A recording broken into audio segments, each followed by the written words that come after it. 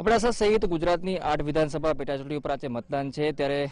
કચ્છના સાંસદ અને ગુજરાતના સ્ટાર પ્રચારક એવા વિનોદ ચાવડા આપણી સાથે છે। આપણે એમને પૂછશું કે કચ્છ સહિત જે બેઠક ઉપર અત્યાર સુધી જે મતદાનનું ચિત્ર આવ્યું છે, જે રીતે ભાજપે પ્રચાર કર્યો છે, એ જોતા તેઓ શું માની રહ્યા છે કે 8 બેઠકો ઉપર શું પરિણામ આવશે। વિનોદભાઈ, તો જે સર્વે આવ્યો છે તેમાં ક્યાંક ને ક્યાંક ભાજપને ઘણી બધી બેઠકો ગુમાવવી પડે તેવું છે। તમે પ્રચાર દરમિયાન શું જોયું છે? એકદમ સ્પષ્ટપણે કહું છું કે ગુજરાતની 8 પેટા જે વિધાનસભાની ચૂંટણીઓ છે એ 8 ભારતીય જનતા પાર્ટી નિશ્ચિંતપણે જીતવાની છે। મારા વિસ્તારની પણ બંને પેટા ચૂંટણીઓ, ચાહે અબડાસા હોય ચાહે મોરબી હોય, જીત નિશ્ચિંત છે। એટલા માટે કે જે મતદારોનો મૂડ બન્યો છે અને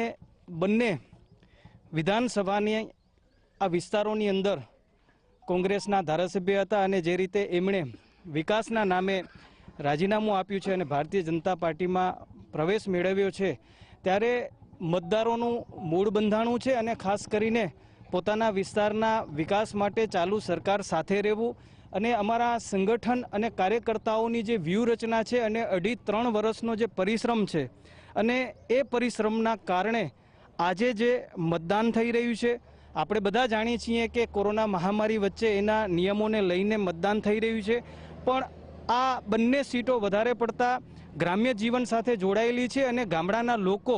જે રીતે અન્ય ધાર્મિક અને રાષ્ટ્રીય પર્વની ઉજવણી કરતા હોય, તહેવારોની ઉજવણી કરતા હોય, એવું જ ચિત્ર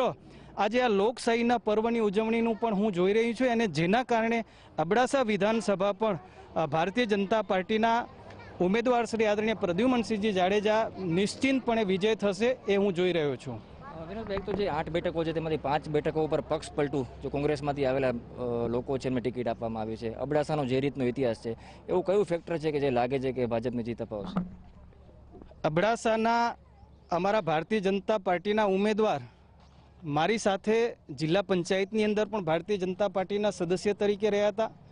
પણ કોઈ કારણસર જ્યારે એ કોંગ્રેસની અંદર ગયા હતા અને